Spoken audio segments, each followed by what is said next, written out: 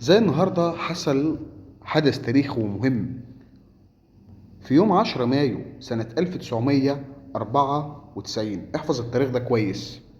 تنصيب نيلسون مانديلا كأول رئيس لجنوب أفريقيا من أصحاب البشرة السمراء.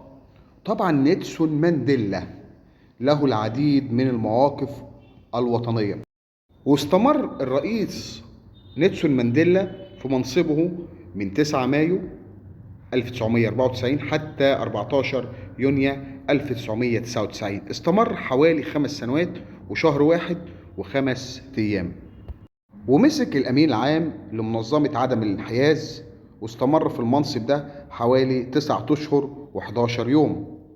وتوفى الزعيم جنوب أفريقي نيلسون مانديلا في يوم 5 ديسمبر من عام 2013 على عمر يناهز 95. شكرا نيلسون مانديلا الزعيم الجميل. شكرا نيلسون مانديلا.